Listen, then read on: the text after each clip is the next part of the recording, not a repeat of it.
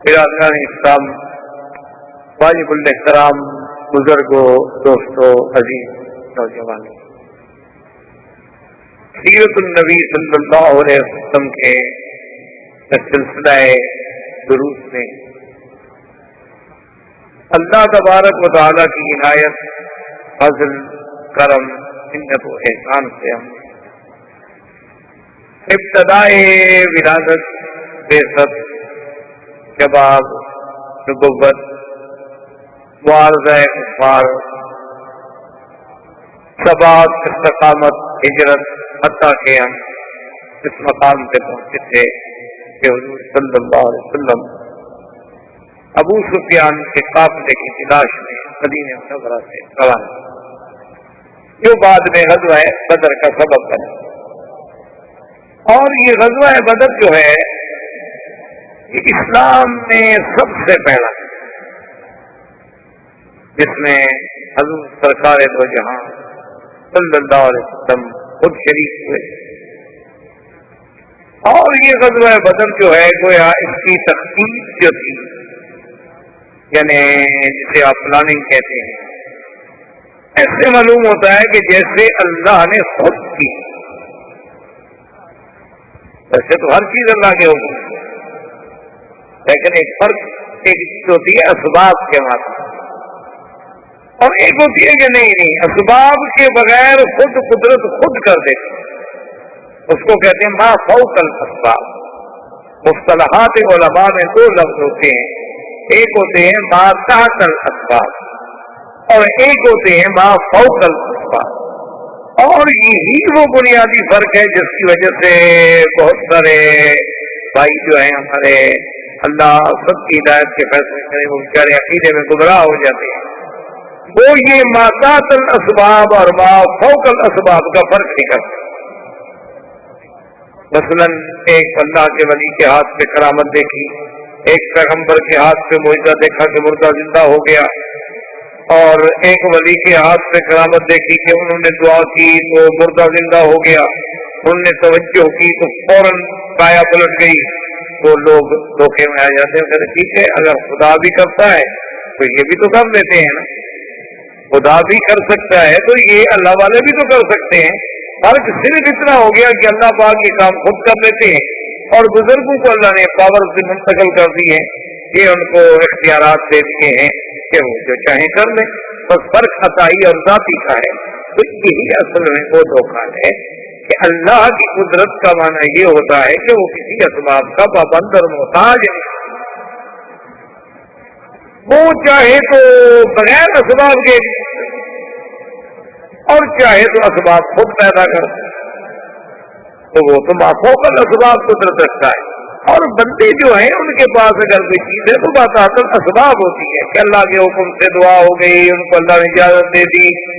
اور گھر کے عادت کا ظہور ان کے ہاتھوں پہ ہو گیا، یا ہم نے مثلا جدید ٹیکنالوجی سے، جیسے اب آپ دیکھتے ہیں ٹیلی فون کر رہے ہیں آپ، ایک ملک سے دوسرے ملک تک کوئی تار نہیں، کوئی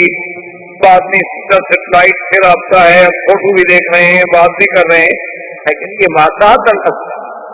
ان کا ما فوق الاسباب کی سے کوئی تعلق نہیں۔ اگر وہ سیٹ آپ علیحدہ رکھ دیں تو آپ بات نہیں کر سکتے، اس سیٹ میں صرف چپ نکالنے تب بھی آپ بات نہیں کر سکتے، اس سیٹ میں بیٹری لو ہو جائے تب بھی آپ بات نہیں کر سکتے۔ تو یہ تو اسباب کے تابع چیز ہے، اس کا قدرت یا معجزہ یا کرامت یا اللہ کی طاقت سے کیا تعلق ہے؟ یہی وہ دھوکہ ہے بنیادی طور پر جو بہت سارے لوگوں کو لگتا ہے، اور وہ پھر یہ سمجھتے ہیں کہ اللہ کے پیغمبر بھی مختار ہوتے ہیں اور نبی بھی مختار ہوتے ہیں، جیسے روافض جو ہیں شیعہ، وہ کہتے ہیں ائمہ جو ہیں وہ بھی مختار ہوتے ہیں، جو چاہیں جب چاہیں جو چاہیں کر دیں۔ تو بہرحال تو جنگ بدر اور غزوہ بدر پہ جب آپ نظر ڈالیں گے تو ایسے معلوم ہوتا ہے کہ جیسے اللہ نے اس کی ساری تفصیل خود کر، اور یاد رکھیں یہ سب سے پہلا غزوہ ہے اسلام، اور سب سے پہلا غزوہ ہے جس میں اللہ کے ملائکہ، اور صرف اترے نہیں بلکہ جنگ، اور کسی غزوے تو اس کے اسباب جو تھے وہ یہ تھے، جہاں تک مجھے یاد ہے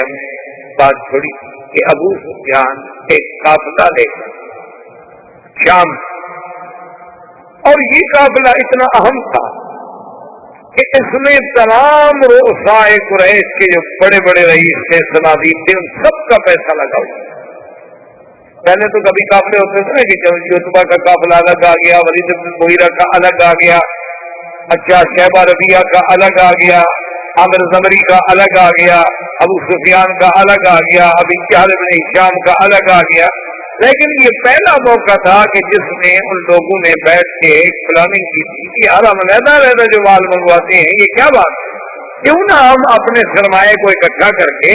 ایک بڑا بزنس کریں، جب ہم بڑی چیزیں زیادہ کوانٹٹی میں خریدیں گے تو ہمیں فائدہ ہوگا۔ تو یہاں اگر ہر آدمی اپنے سرمایہ کے مطابق مال تقسیم کر، اس پہ قریش متفق ہو گئے اور راضی ہو گئے، اور انہوں نے سارا سرمایہ دے کر ابو سفیان کو بھیجا کہ تم جا کر یہ مال لے آؤ۔ 1000 اونٹ پہ تجارت کا مال لگا ہوا، آپ خود اندازہ لگا لیں کہ وہ کتنا بڑا کام، یعنی اس زمانے آج تو ایک جہاز بھی آ جائے تو 1000 اونٹ سے زیادہ مال لے کے آ جائے گا، آج تو وہ بات نہیں ہے۔ سوال یہ ہوتا ہے کہ اس دور میں جس دور کی ہم بات کر رہے ہیں 1400 سال پہلے، تو اس وقت کے اعتبار سے یہ بہت بڑا قافلہ تھا۔ حضور صلی اللہ علیہ وسلم کو جب خبر ملی تو آپ نے اعلان کر دیا ابھی کافر ہیں، دشمن ہے، دشمن کے لیے تو ہر قسم کا حربہ اور ہر قسم کا قتال جو ہے جائز ہے۔ اسی لیے مستشرقین جو ہیں اعداء اسلام، خاص طور سے یہودی اور اس کے بعد نصرانی اور اسی طرح ہندو، انہوں نے اس بات کو بھی بڑا اچھالا۔ اور دیکھو یہ مسلمان تو نعوذ باللہ لٹے رہی ہیں، قافلہ لوٹ رہے ہیں تو جا رہے ہیں، لیکن مسلمانوں کی اپنی کتابوں میں پڑھ لیں، ان کے قرآن میں پڑھ لیں، وہ تو قافلہ لوٹنے جا رہے ہیں۔ تو مسلمانوں کا وہ کہتے ہیں کام کیا ہے، وہ کہتے ہیں مسلمانوں کا تو کام یہی ہے کہ یہ وحشی قومیں ہیں، یہ قذاق ہیں، یہ بحری قذاق ہیں، بری قذاق ہیں، ڈاکے ڈالتے ہیں، لوگوں کے مال لوٹ لیتے ہیں، 4 عورتیں 100 لونڈیاں گھر میں رکھ لیتے ہیں اور گوشت کھاتے ہیں۔ ان کا کام کیا ہے؟ ان کا کام تو یہی ہے۔ اسی لیے آپ نے دیکھا ہے نا کہ پوری دنیا میں دہشت گرد کی ایک ایسی گردان ہے کہ کوئی دنیا کا چینل کھول لے، سب سے ایک بات، بڑا یہ تو بڑا بہت خطر ہے، اور اگر مسلمان کی داڑھی ہو تو اور خطر، وہ تو پھر بہت بڑا خطر۔ یعنی آپ نے دنیا میں کبھی ایسی منطق پڑھی ہے کہ اگر ایک ملک دوسرے ملک بغیر اجازت کے میزائلوں کی برسات کر دے، وہ انصاف، اور ایک آدمی اٹھ کے ان کے 2 بندے مار دے، وہ دہشت گرد ہے، اور پورے مسلمان دنیا میں دہشت گرد کرتے ہیں۔ کوسوو میں، شیشان میں، سربیا میں، کشمیر میں، اسی جگہ پہ اگر مسلمانوں کا خون بہایا جائے، ان کے خون سے ہولی کھیلی جائے، ان کی عزتیں اور عصمتیں نیلام کی جائیں، فوج کے جوان گھروں میں اٹھ کے نوجوان بچیوں کے ساتھ گینگ ریپ کریں، تو کوئی بات نہیں، اور کوئی مسلمان بیچارہ ادھر سے ادھر سے مانگے تانگے سے کو بندوق لے کر یہ لے کر ان کا مقابلہ کرے کہ بھئی اب عزت ہی نہیں رہی، جو ٹھیک مر جاؤ بھئی، جب میری ماں بہن کی عزت میرے سامنے لوٹی گئی ہے، میرے زندہ رہنے کا کیا بچا؟ ٹھیک ہے مر جاؤ، بڑی طاقت ہے، ہم اس کو شکست نہیں دے سکتے، ٹکرا تو سکتے ہیں نا، اپنی جان تو دے سکتے ہیں، اس سے تو کوئی رکاوٹ۔ وہ دہشت گرد ہے، بہت بڑا دہشت۔ دیکھو جی، اور مسلمان وہاں اچھا جو ان کو پیسے وہ بھی دہشت کرتے ہیں، پیسہ دیتے ہیں ان کو۔ بھائی تم اگر 6 لاکھ باقاعدہ کافروں کی مسلح فوج رکھ کے ان کے گھروں میں जुल्म सितम के पहाड़ तोड़ डालो, तुम तो अमल कर रहे हो। और कोई आदमी अपनी बेटी बहन इज्जत और असमत के लिए टकरा जाए तो कर ये यानी खुद देख लें कि खैरत का नाम चिनू रख दिया और चिनू का नाम खैरत, जो चाहे तेरा हुस्न तरफ मसाज करे क्योंकि ताकत है अपने पास। अच्छा, और जनाब अगर कोई आदमी कोई मुसलमान किसी पासपोर्ट के मसले में किसी मामले में पकड़ जाए, पूरी दुनिया की चैनल खुल जाए और अपने 15,000 पासपोर्ट कल में पढ़ रहा था कि एक स्टेट से एक साल में चोरी हुई।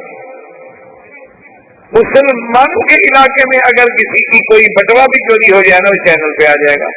इनके मुल्क में आप जाएं एयरपोर्ट पर, जबरदस्ती हाथ से बड़ी के छीन लेते हैं, हाथ से। वहां कोई नहीं बोलता, वहां बिल्कुल ठीक है सर, बिल्कुल ओके, सब ठीक है, कोई बात नहीं।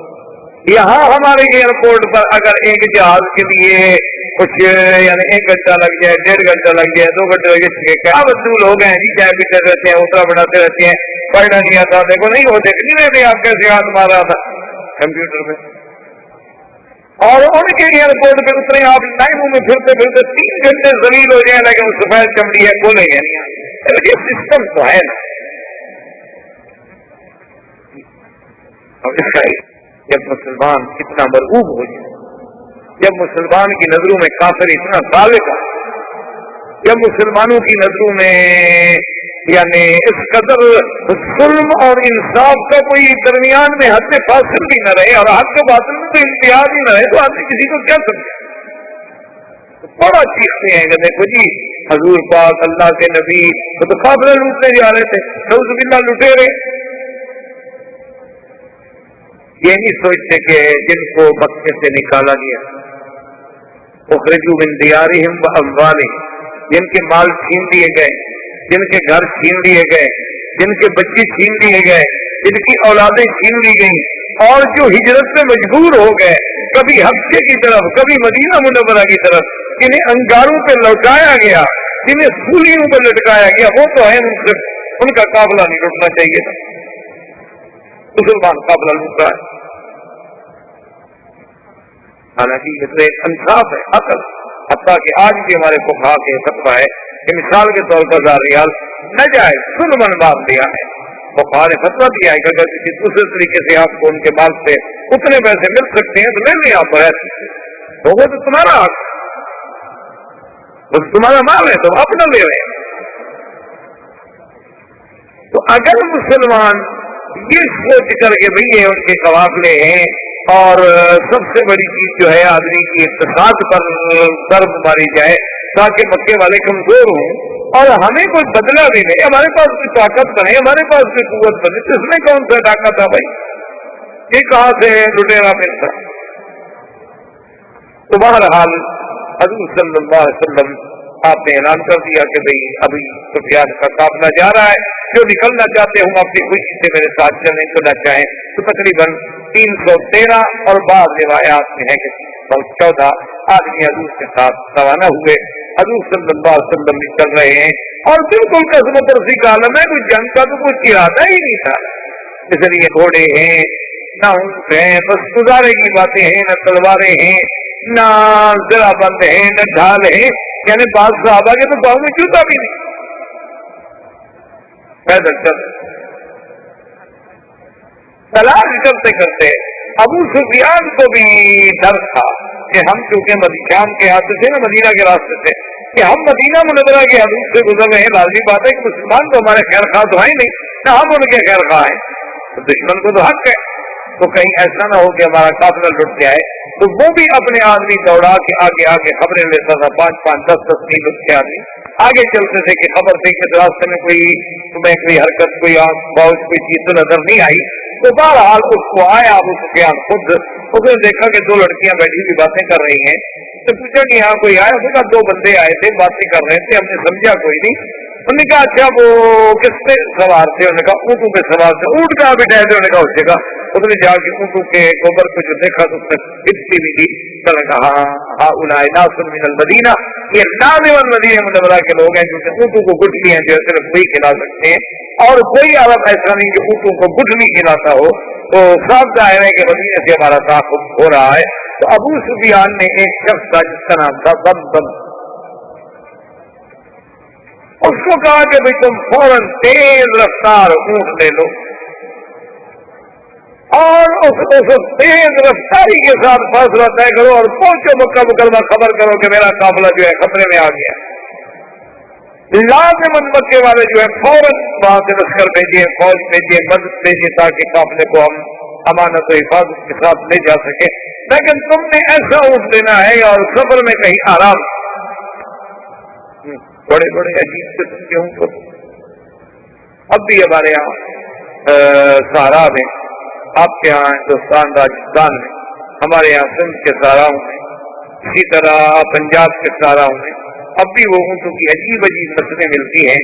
یعنی میں نے خود دیکھا ہے اور ان سے سفر بھی کیا ہے۔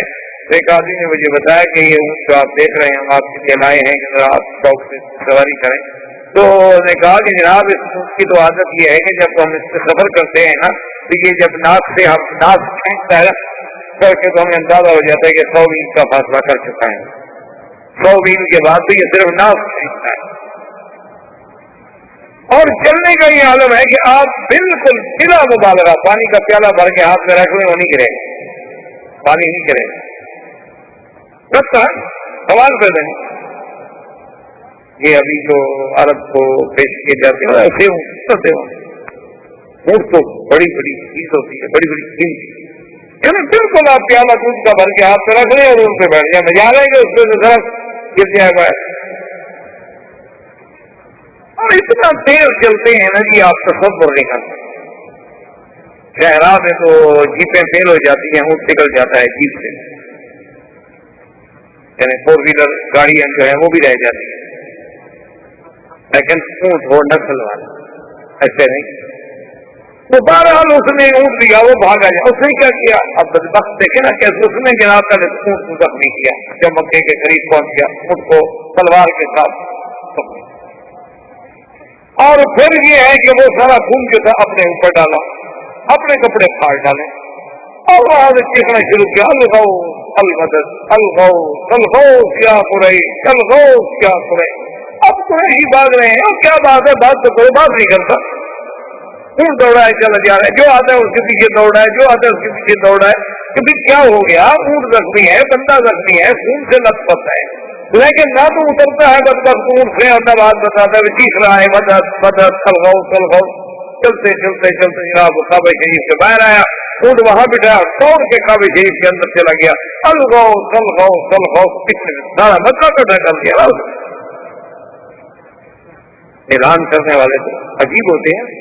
اس نے پورا ایکشن پیدا کر دیا سارے مکے میں، تو بھاگ رہے ہیں، ادھر سے آ رہا ہے ادھر سے آ رہا ہے ادھر سے آ رہا ہے، کہیں زخمی ہے، خون میں گرا ہوا ہے، بات نہیں کرتا، کہتا ہے مدد کرو مدد کرو۔ جب مکے میں پہنچا تو پورا حال بھر گیا، سب لوگ آ رہے ہیں، کیا بات ہے، کہا کیا بات؟ ابو سفیان کو خطرے میں۔ اسی طرح جو عاتقہ بنت عبد المطلب نے خواب دیکھا تھا، یہ عبد المطلب کی بیٹی ہے، عباس بہن۔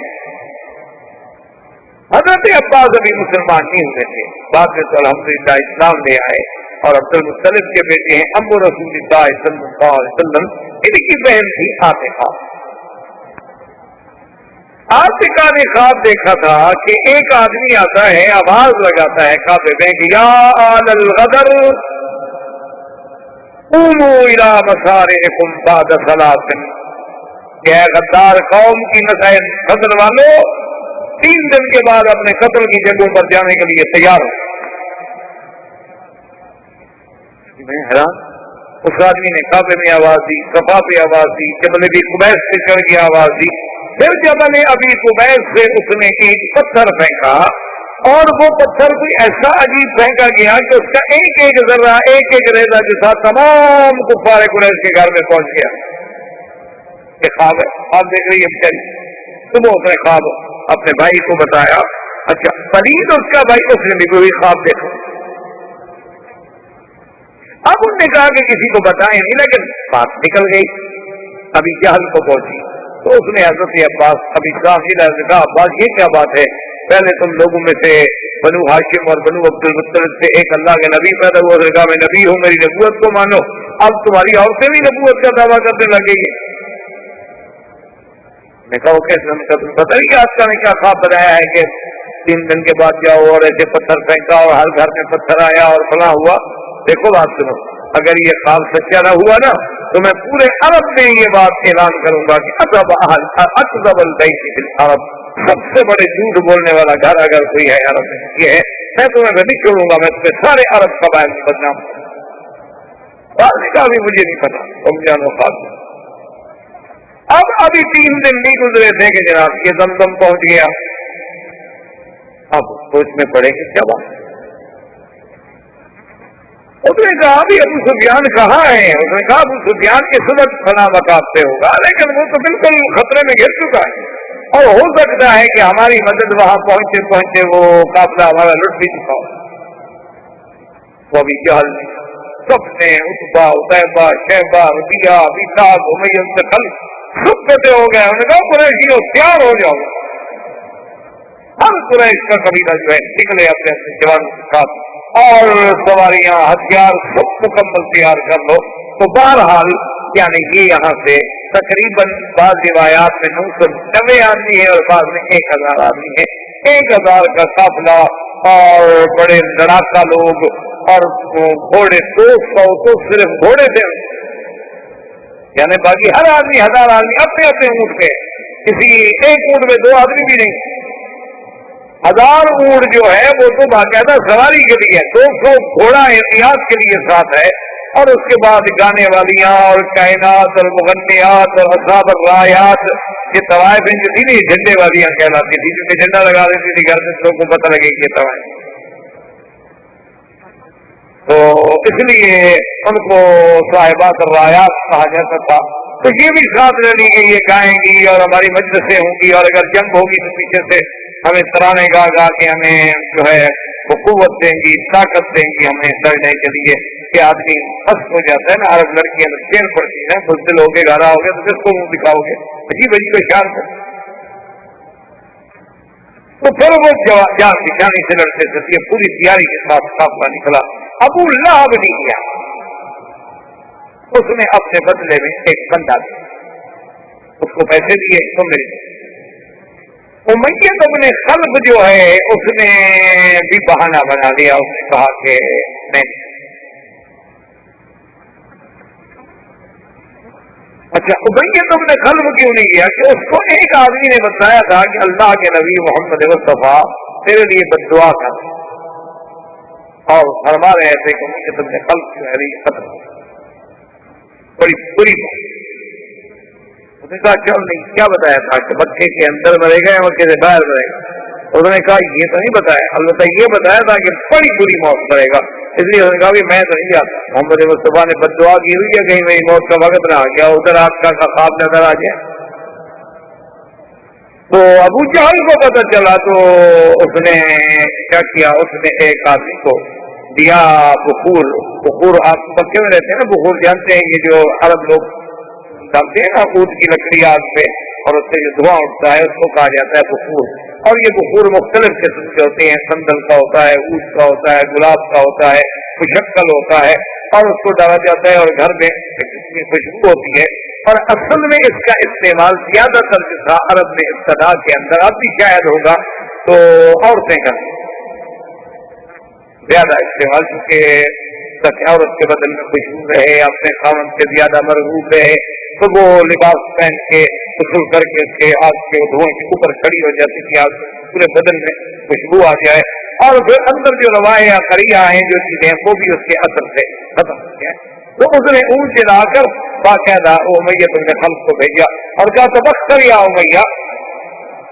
کہ بڑا خاص اونٹ بھیجا ہے ابو جہل نے تمہارے لیے۔ میں نے کہا کیوں؟ انہوں نے کہا بھی تم تو عورتوں والی بات کر رہے ہیں، ڈر کے مارے بدل کے لیے نہیں نکل رہے ہو تو گھر میں بیٹھو، بخور لگاؤ، عورتوں والا کام کرو۔ باہر تو مرد جاتے ہیں تلوار سے لڑنے والے، بخور لگانے والے تھوڑے لڑیں گے، جیسے آج کل حالت ہے ہماری، اللہ معاف کرے، اللہ پاک نے دعا کریں کہ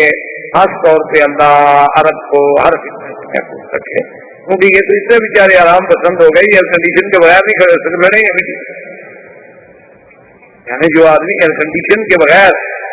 ایک منٹ نہ گزار سکتے، گاڑی میں بیٹھے میرے خیال میں اگر ان کے بس میں ہوگا تو گاڑی بعد میں اسٹارٹ کریں اور اے سی پہلے اسٹارٹ کریں، کٹھا تو اب بھی کر دیتے ہیں ایک دوسرے کے ساتھ کٹھا اسٹارٹ ہوتا ہے، لیکن اگر کوئی ایسا سسٹم ہو کہ بھائی اے سی پہلے اسٹارٹ ہو، اور بڑے لوگ تو خیر آپ وہ سارا کچھ ان کے پاس ریموٹ پہ ہوتا ہے، وہ گھر سے نکلنے سے پہلے گاڑی اسٹارٹ کر دیتے ہیں تاکہ اے سی اسٹارٹ ہو اور ہم جب پہنچے تو گاڑی ٹھنڈی ہو، جو یہ نہ ہو کہ ہم بیٹھے ہوئے پھر انتظار کرتے ہیں کہ کب ٹھنڈی ہو، تو اس قوم کا کیا ہوگا؟ اللہ اسی لیے شورش نے کہا تھا نا کہ یا مولا یا رب یہ کیسی قوم ہے کہ جن کی ابتدا اسماعیل سے ہوئی تھی اور انتہا کلثوم سے، یہ کیسی آپ اس کو بتاؤں میں تقدیر کو، شمشیر و ثنا اول طاؤس و رباب، ایسے تو نہیں اقبال بیچارہ بتا گیا۔ تو بہرحال کہنے کا مقصد یہ ہے کہ جناب انہوں نے اپنے قافلے کو نکالا۔ اچھا خدا کی جان ہے، اب ادھر سے بھی قافلہ چل رہا ہے 314 کا۔ اچھا ان کے ذہن میں تو کوئی لڑائی کا سوال ہی نہیں ہے، کوئی لڑائی کا تصور ہی نہیں ہوتا، قافلے کے لیے نکل رہے ہیں، قافلہ مل گیا ٹھیک ہے، نہیں ملا واپس چلے جائیں۔ چلتے چلتے چلتے چلتے ایک مقام ہے بدر سے پہلے، ایک ہے عدوۃ الدنیا اور ایک ہے عدوۃ القصوى، اس کو قرآن میں بھی اذ انتم بالعدوۃ الدنیا وهم بالعدوۃ القصوى والركب اسفل منكم ولو تواعدتم لاختلفتم في الميعاد ولكن ليقضي الله امرا كان مفعولا۔ اللہ نے فرمایا میرے بدری صلی اللہ علیہ وسلم جب تم عدوہ دنیا جانب شمال میں اور کافر عدوہ قصوى جانب جنوب میں، والركب اسفل منكم اور قافلہ تم سے نیچے، ایسے انتظام ہم نے کیا کہ تم ادھر ہو، کافر ادھر ہے، قافلہ نیچے ہے سمندر کی طرف۔ اللہ نے فرمایا لو تواعدتم لاختلفتم فی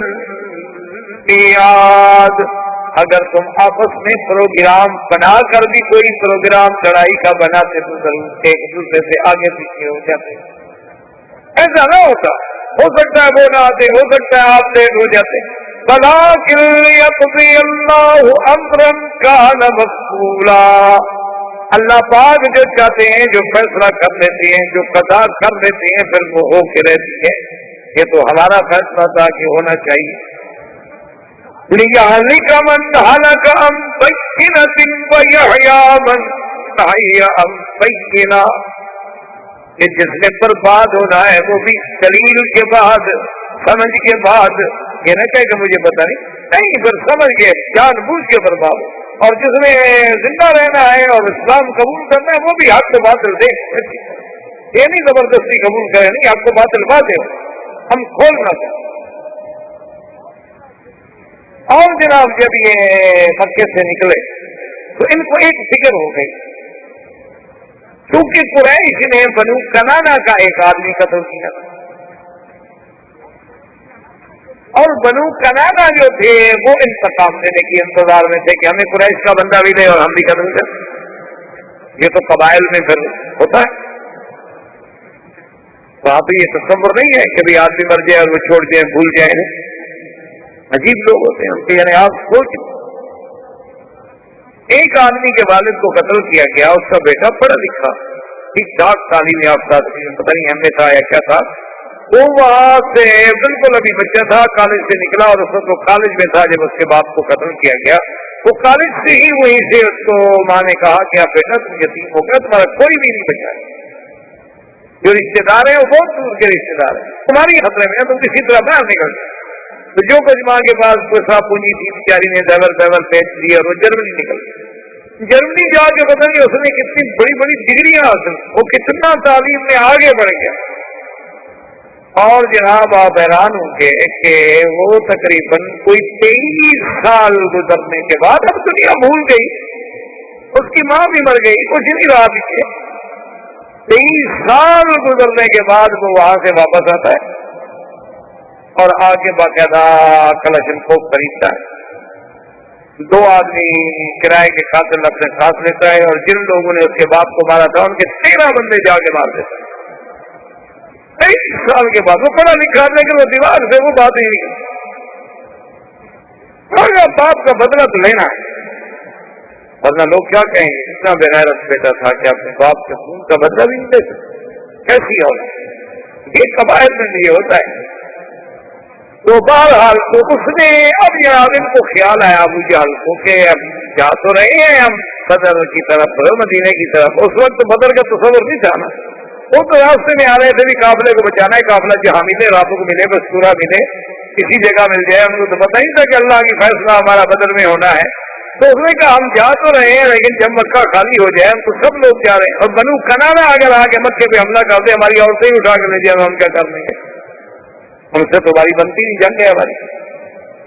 تو شیطان اس چیز سے نہیں جو ہے نا ایسے موقعوں کے انتظار میں رہتا. تو فوراً سراقہ ایک سردار تھا قبیلہ کا، اس کی شکل میں آیا اور ابو جہل کو آ کے ملا کہنے لگا ابو جہل کیوں کر رہے ہو، کیا بات؟ اور نے کہا سردار بات کیا، ہمارا بنو کنانا سے جھگڑا ہے، ہم جو سارے باہر جا رہے ہیں اور بنو کنانا والے مکے پہ حملہ کرتے مکہ تو خالی ہے. اور نے کہا مت گھبراؤ، انی جار لکم، میں جو تمہارا ہمسایہ ہوں میں نگرانی کروں گا، مکے پہ میں حملہ نہیں کرنے دوں گا. اور نے کہا اس کا تو تم فکر نہ، مکے میں تو کوئی قبیلہ نہیں، یاد میں کروں. اگلی بات ہے بڑا اچھا موقع ہے اور پہنچو، قافلہ لٹ گیا برباد ہو جاؤ. 1000 اونٹ ہے اور مسلمانوں کو اگر 1000 اونٹ تجارت کا مال مل گیا تو کیا سمجھتے ہو خاموش مدینے میں بیٹھ رہے ہیں؟ وہ تو غریب ہے، مجبور ہے کہ ان کے پاس طاقت نہیں دولت نہیں، ورنہ یہ تھوڑا ہے کہ مسلمان کے پاس ضمیر نہیں ایمان نہیں. بچار نے کہا بات تو ٹھیک ہے چلو نکل. اب جناب یہ یہاں سے چل پڑے. قافلے نے ابو سفیان نے بڑی عقل مندی کا ثبوت دیا، اس نے اپنے قافلے کو ایک غیر محتاط راستے سے بالکل سمندر کے قریب کر دیا. آپ نے کہا کبھی پرانے راستے سے مدینہ منورہ جائیں رابوں کے راستے سے آپ کو سمندر نظر آتا ہے کیا کہ کنارے پہ آپ چل رہے ہیں. تو اس نے اپنے قافلے کو اور زیادہ سمندر کے قریب کر دیا اور پہاڑوں کی کوٹ میں آ گیا اور راستہ غیر محتاط تھا. تو اب نہ تو مسلمانوں کو پتہ چل رہا ہے قافلہ کہاں ہے اور نہ ان مکے والے تو خیر یہاں سے نکل رہے ہیں. حضور صلی اللہ علیہ وسلم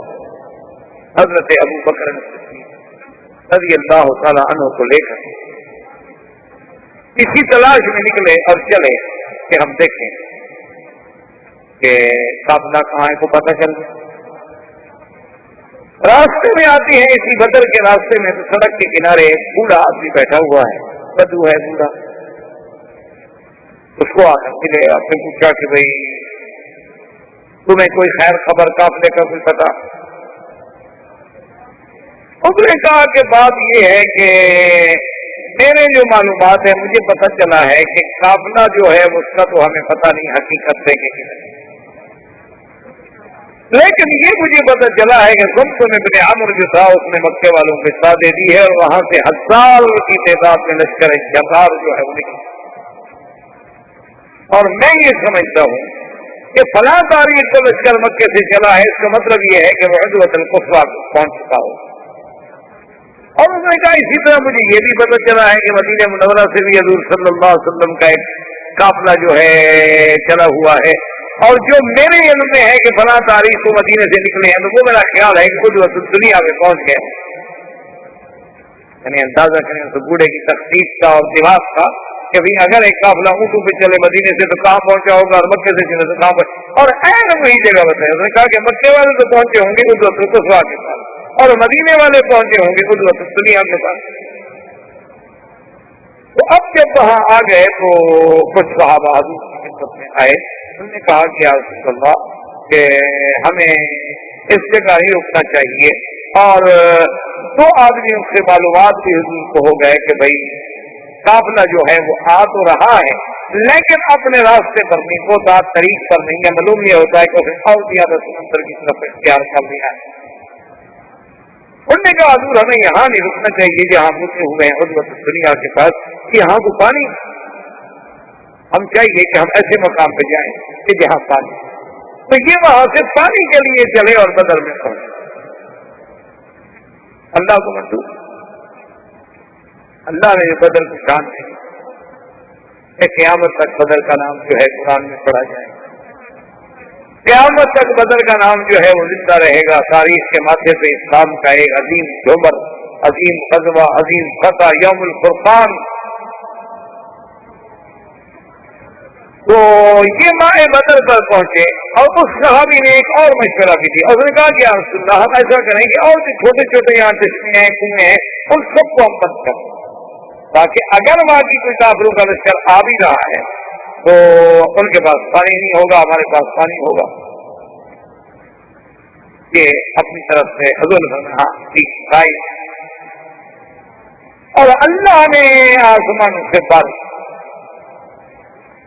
اللہ کی شان ہے، لیکن قرآن پاک نے خود اس نقشے کو بیان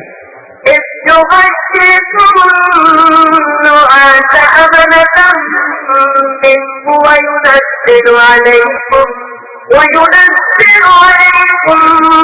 من السماء ماء ليطهركم به ويذهب عنكم رجس الشيطان وليربط على قلوبكم ويثبت به الأقدام۔ اللہ نے فرمایا کہ ہم نے میرا مدنی صلی اللہ علیہ وسلم ایک تو آپ کی صحابہ پر ایک نعاس کہتے ہیں نیند، اور دوسرا ہم نے آسمانوں سے بارش برسا دی، کیوں؟ تاکہ وہ زمین ٹھنڈی بھی ہو جائے، جم بھی جائے، چلنے میں بھی آسانی ہو، اور یہ نیند، یہ پانی، یہ رحمت کیوں؟ تاکہ تمہارے دلوں میں اگر کوئی چیز شیطانی مساوس ہے تو اللہ ان کو بھی دور کر دے۔ اور ہم نے یہ کر دیا لِيَرْبِطَ عَلَىٰ قُلُوبِكُمْ، اس نیند کو بھیج کر ہم نے آپ کے دلوں کو مضبوط کر دیا، وَيُثَبِّتَ بِهِ الْأَقْدَامَ، اور زمین کو جما کے ہم نے موقع دیا کہ آپ قدم جما کے لڑ سکیں۔ یہ سارا انتظام اللہ کی قدرت خود کرتی جا رہی ہے۔ ابو جہل نے بھی 2 آدمی بھیجے، انہوں نے کہا کہ تم نکلو پتہ کرو کہ بھئی وہ کیا ہوا۔ تو بہرحال تھوڑی دیر کے بعد ابو سفیان کی اطلاع پہنچی مکے والوں کو، اس نے کہا دیکھو بھائی میرا قافلہ تو نکل گیا، اب مسلمان مجھ پہ حملہ نہیں، کیونکہ تم بدر میں آ گئے ہو، قدرت القصویٰ پہ پہنچے ہوئے، اور میں تو اس سے اور زیادہ مکے کی طرف نکل گیا ہوں، تو مسلمان تو اور ادھر ابھی مدینے کی طرف ہے، تو اب تو آپ کے لشکر کو عبور کر کے تمہارے ساتھ نہیں کر سکتے، آگے لشکر بیٹھا ہوا ہزار کا، تو لہذا قافلہ صحیح سلامت نکل گیا ہے۔ اور میری رائے یہ ہے کہ تمام سرداران قریش جو ہیں دوبارہ غور کریں، واپس جائیں، کب کر دیں کیا دیں؟ مقصد تو قافلے کا تھا، قافلہ تو نکل گیا۔ جب پتہ لگا بنی زہرہ کو کہ قافلہ چلا گیا، انہوں نے کہا بھی ہم بھی واپس جاتے ہیں، ہم کیوں لڑیں بھی خام خواہ بلا وجہ، اب مسلمانوں کو کیوں ڈھونڈیں ہم؟ بنو ہاشم کو پتہ چلا، انہوں نے کہا بھی بات تو ٹھیک ہے، ہم آئے تھے قافلے کے تحفظ کے لیے، ہمارا قافلہ خیریت سے چلا گیا، اب ہم کیوں خام خواہ جائیں اور مسلمانوں کو تلاش کرتے پھریں گے کہ تم کہاں ہو کہاں ہو کہاں ہو؟ وہ بھی قافلہ ڈھونڈنے آئے تھے، ان کو بھی نہ ملا، وہ بھی جہاں ہوں گے آخر تنگ آ گئے، واپس چلے جائیں۔ بنو ہاشم نے کہا ہم بھی واپس جاتے ہیں، بنو زہرہ نے کہا ہم بھی واپس جاتے ہیں، عتبہ نے تو خیر کھڑے ہو کے اعلان ہی کر دیا، اس نے کہا بھی ہم تو واپس جاتے ہیں، ہم نہیں لڑتے، تو جائے مسلمانوں کو ڈھونڈنے کے لیے۔ بھائی تم لوگوں نے اعلان کیا تھا کہ اپنے قافلے کی حفاظت کے لیے نکلو، اور ہم قافلے کی حفاظت کے لیے نکلے، اور بالکل خیریت سے ہمارا قافلہ چلا گیا۔ ابو جہل کو پتہ چلا، اس نے کہا تمہارے کتنی مشکل سے میں اتنی بڑی تعداد، اتنی بڑی قوت لے کے نکلا تھا کہ آج مسلمانوں کو ہمیں جنگ لیے ختم کر دیں، یہ تو پھر کچھ نہ ہوا، اتنا سفر کر کے بھی ہم آئے اور مسلمان ہمیں پتا ہے کہ ہے تو اسی راستے میں، یہ نہیں پتا کہ کہاں ہے۔ اس نے عامر الزمری کو بلایا، اس کے بھائی قتل ہوا تھا، اس کو قتل کیا تھا عبداللہ ابن جہش کے ساتھ۔ اس نے اس کو بلایا، اس نے کہا دیکھو یہی تو موقع تھا، مسلمانوں کا کتنے لوگ 200 300 400 500 اور ہم تو ایک ہزار ہیں، یہی تو موقع تھا کہ آج ہم مسلمانوں کو سفا ہستی سے ہمیشہ کے لیے ختم کرتے ہیں اور تیرے بھائی کا بدلہ لینے۔ لیکن یہ دیکھا نہیں بنو زہرا والے، بنو ہاشم، مطبع سب دیدوا بجانے کے لیے تیار ہو گئے۔ انہوں نے کہا اس نے جناب وہ اپنے کپڑے پھاڑے، پٹی اٹھا کے سر پہ ڈالی اور آگے جناب رونا شروع کر دیا اور کہنا شروع کر دیا کہ مکے والوں تم بڑے حساس، تمہارا بیٹا مر جاتا، تمہارا بھائی مر جاتا، تم بدلہ لیے بغیر کبھی واپس نہ جاتے، بیٹا چونکہ میرا بھائی مرا تھا نا اس لیے تمہیں اب واپسی یاد آ گئی، تو اتفاق سے آئے ہیں مسلمانوں کے ہم قریب ہیں، اس کو چل دو۔ اب انہوں نے جب غیرت دلائی سب سے رک گئے، چلو ٹھیک ہے جی راج کرتے ہیں مسلمان۔ 2 آدمی گئے تھے تلاش کے لیے ابو جہل کے، مسلمانوں نے ان کو پکڑ لیا۔ وہ جب پکڑے گئے ان سے پوچھا مسلمانوں نے کہ تم کون ہو؟ انہوں نے کہا ہم قریش کے ساتھی۔ انہوں نے کہا نہیں وہ ابو سفیان کے قافلے کے آدمی نے کہا نہیں ہم قافلے کے آدمی نہیں۔ اب مسلمان کو باتیں شروع کی، حضور صلی اللہ علیہ وسلم نماز پڑھ رہے تھے، آپ نماز سے فارغ ہو کے فرمایا عجیب بات کہ آپ وہ سچی بات کرتے ہیں تو باتیں شروع کر دیتے ہو، جب جھوٹ بولتے ہیں چھوڑ دیتے ہیں ان کو۔ وہ تو ٹھیک کہہ رہے ہیں، وہ ابو سفیان کے قافلے کے آدمی نہیں ہیں۔ حضور نے فرمایا اچھا ٹھیک ہے، تم ابو جہل کے قافلے کے لوگوں کتنے آدمی ہیں مکے سے جو لے کے نکلا ہے؟ وہ آدمی بڑے سمجھدار تھے، انہوں نے کہا کہ پتہ نہیں ہے بہت آدمی۔ حضور نے کوئی اندازہ، انہوں نے کہا کہ اندازہ کوئی نہیں، ہم تو بدو لوگ ہیں، ان پڑھ لوگ ہیں، جاہل لوگ ہیں، ہمیں تم نے بھیجا تھا کہ درجاؤ مدینے سے کچھ قافلہ لڑائی کے لیے نکل رہا ہے، اس کا پتہ کرو۔ ویسے بہرحال قریش کا بہت بڑا لشکر ہے لیکن پتہ نہیں۔ تھوڑی دیر کے بعد اس کو سمجھتا کہ اچھا روزانہ کتنے اونٹ ذبح ہوتے ہیں؟ انہوں نے کہا جی روزانہ جو ہے نا 10۔ حضور نے فرمایا اچھا مطلب ہے کہ 900 اور 1000 کے درمیان ہے تمہارا لشکر، کیونکہ ایک اونٹ جو ہے 100 آدمی کو پورا ہو سکتا ہے کھانے والے کو۔ جب 10 اونٹ روز کے ذبح کیے جاتے ہیں تو معلوم ہوتا ہے کہ تمہارا 1000 کا لشکر ہے۔ انہوں نے کہا جی ہمیں یہ نہیں پتا۔ چین کو نہ مارے چھوڑ دیں، تو کیا ہے یہ تو معمور ہیں، ڈھونڈ رہے ہیں، چین ڈھونڈ رہے ہیں، ان کو چھوڑ دیا۔ انہوں نے جا کے بتایا اب دونوں کا بھی لوگوں کو پتا ہے کہ بھائی اب تو بالکل قریب ہے، ہم صرف کوٹی میں کہ ادھر ہیں پہاڑوں کے اور ہم ادھر ہیں، ہم تو بالکل قریب آ بالکل عین درمیان فاصلہ ہی نہیں۔ اب ابو جہل نے اپنے لشکر کو للکارا اور حضور صلی اللہ علیہ وسلم کی ذات مبارک کو بھی یقین ہو گیا کہ اب سے جنگ ہونی۔ حضور کھڑے ہوئے، آپ نے خطبہ پڑھا اور آپ نے فرمایا یا ایھا الناس، لوگوں مشورہ دو، کیا بات، ہم نکلے تو قافلے کے لیے تھے لیکن قافلہ تو نکل گیا، اب کیا ارادہ ہے، جنگ لڑنی ہے کیا طریقے سے واپس جائیں؟ تو صحابی کے حضرت ابو بکر، حضرت عمر، مہاجرین میں سے، قریش میں سے کہا کہ یا رسول اللہ الامر الیک، سب معاملہ آپ کے ہاتھ میں، آپ جو حکم دیں گے جانے قربان، بس ہم تو یہ جانتے ہیں کہ جو آپ کا حکم ہوگا ہم۔ حضور پھر فرمایا اشیروا یا ایھا الناس، لوگوں رائے دو۔ تو انصار کا سردار سمجھ انہوں نے کہا کہ حضور ہمارا فکر، کیونکہ قریش کے تو 2-3 آدمی کھڑے ہو کے رائے دے چکے ہیں، حضور ہمارا فکر کر رہے ہیں کیونکہ ہم مدینے والے جو ہیں ایک تو زیادہ جنگ سے واقف نہیں، اور دوسری بات یہ ہے کہ ہم نے وعدہ کیا تھا حضور کا کہ آپ مدینے میں آئیں گے تو ہم اپنی جانے والے آپ سے کر دیں گے۔ حضور اس فکر میں ہے کہ شاید یہ مدینے کی حد تک تو میرا تحفظ کریں گے لیکن مقصد کیونکہ معاہدہ تو یہی تھا۔ وہ کھڑا ہوا، اس نے کہا کہ یا رسول اللہ لسنا اصحاب محمد اصحاب موسیٰ بل نحن اصحاب محمد۔ اس نے کہا حضور کیوں فکر کرتے ہو، ہم کوئی موسیٰ علیہ السلام کے ساتھی نہیں، پھر یہ کہیں گے کہ فَاذْهَبْ أَنْتَ وَرَبُّكَ فَقَاتِلَا إِنَّا هَاهُنَا قَاعِدُونَ، بلکہ ہم تو وہ لوگ ہیں، ہم کہیں گے فَاذْهَبْ أَنْتَ وَرَبُّكَ فَقَاتِلَا إِنَّا مَعَكُمْ قَاعِدُونَ۔ کہا کہ آپ کیا فکر کر رہے ہیں؟ ہم مسلمان یہ کہتے ہیں کہ جی آپ جانے، آپ کا خدا جانے، ہم بیٹھے ہوئے ہیں، آپ لڑیں، ہم آپ کے ساتھ ہیں۔ ایک اور انصاری انہوں نے کہا حضور لو امرتنا الى برک الغواد، برک الغواد ایک جگہ ہے یمن،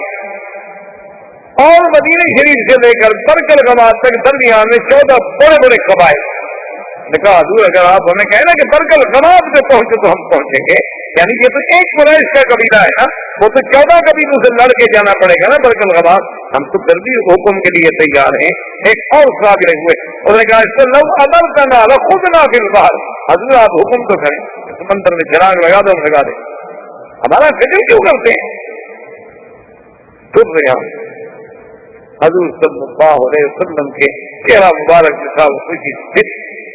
حضور نے فرمایا کہ اللہ تم کو جزائے خیر دے۔ یہی تو آزمائش کی گھڑیاں ہوتی ہیں جن میں مومن کا ایمان اللہ آزماتے ہیں۔ تو آپ لوگوں نے جس ایثار کا اور جس قربانی کا اظہار کیا ہے وہ مجھے میرے لیے باعث ہے، لیکن میں ایک بات بتا دوں، مجھے بھی اللہ کی طرف سے اشارات ملے ہیں، پتہ تو تمہیں ہوگی، گھبرانے کی کوئی بات، یا تو ہمیں قافلہ ملے گا یا پھر ہمیں یہ مال غنیمت ملے گا، ان سے اللہ ہمیں خالی نہیں بھیجیں گے مدینہ۔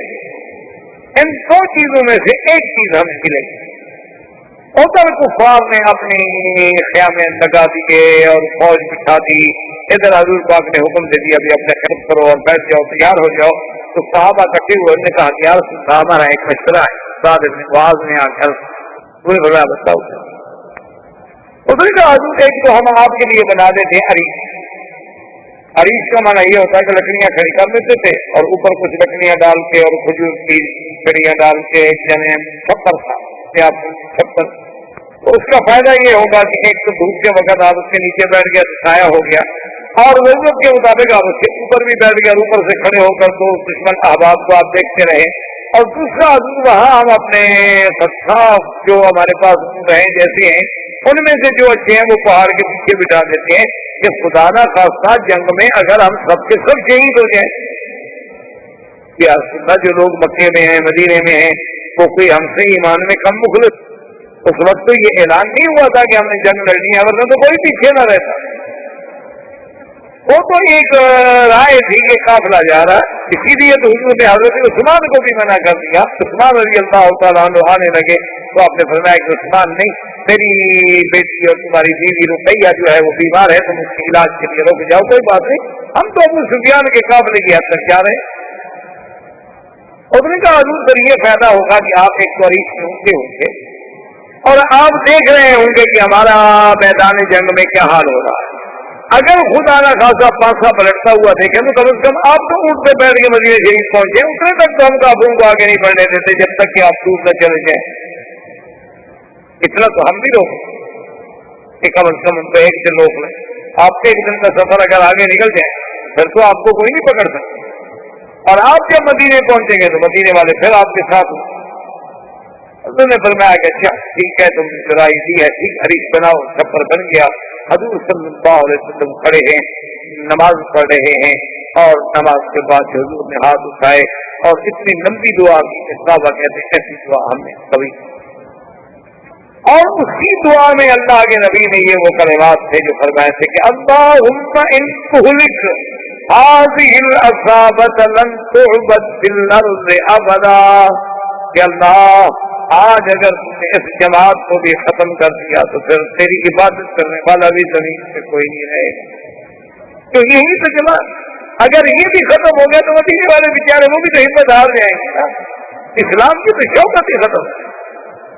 اور حضور کے کندھے مبارک میں چادر ہے، ایک روایت میں آتا ہے کہ وہ چادر بھی گر گئی اور دعا مانگتے مانگتے مانگتے حضرت ابو بکر آئے، انہوں نے آ کے حضور کی چادر اٹھائی اور کہا کہ لا تلہی علی اللہ یا رسول اللہ اللہ لا یخزیک اللہ ابدا، میرا مدنی آپ اتنی سخت دعائیں اپنے اللہ سے کیوں مانگ رہے ہیں؟ مجھے اس رب قدیر کی قسم ہے خدا آپ کو کبھی رسوا نہیں کرے، اللہ اپنے نبی کو رسوا کر دیں، حضور آپ کیوں فکر کریں؟ آپ کوئی فکر نہ کریں، اللہ آپ کی نصرت کرے۔ حضور صلی اللہ علیہ وسلم دعا سے فارغ ہوئے، آپ کا اطمینان قلب ہوا،